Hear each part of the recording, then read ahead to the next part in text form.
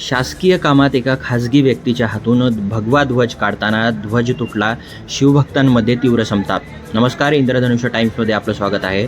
धर्माबाद तालुक्यातील माष्टी गावात काल गंभीर प्रकार घडला आहे. हिंदवी स्वराज्याचे संस्थापक छत्रपती शिवाजी महाराज यांचे छायाचित्र असलेले भगवा ध्वज माष्टी येथील रस्त्यालगत लावले आहे, अशी माहिती मिळतात धर्माबाद तहसीलचे तहसीलदार सुरेखा स्वामी, कुंडलवाडी पोलीस स्टेशनचे सहाय्यक पोलीस निरीक्षक ज्ञानेश्वर शिंदे आपल्या फौज फाटासहित घटनास्थळी दाखल झाले होते.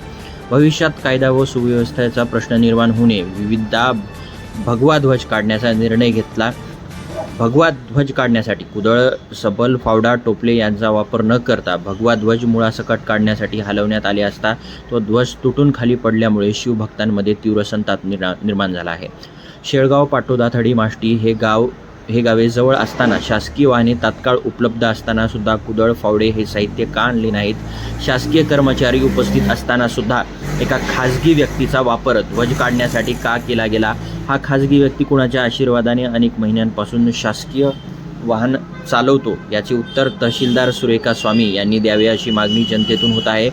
एकीकडे जनसामान्यांना घरगुती गॅस वेळेवर मिळत नाही, घरकुल लाभधारकांना 5 ब्रास मोफत वाळू मिळवून देण्यासाठी तहसीलदार सुरेखा स्वामी तत्परता का दाखवत नाहीत?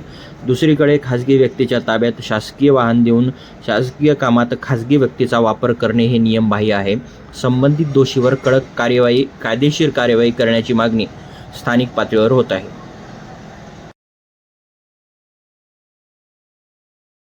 इंद्रधनुष्य टाइम्स न्यूज चॅनलला सबस्क्राईब करून बातमीला लाईक, कमेंट, शेअर करून नियमित पाहत रहा. सत्य, निर्भीड वार्तांकन करणारे इंद्रधनुष्य टाइम्स.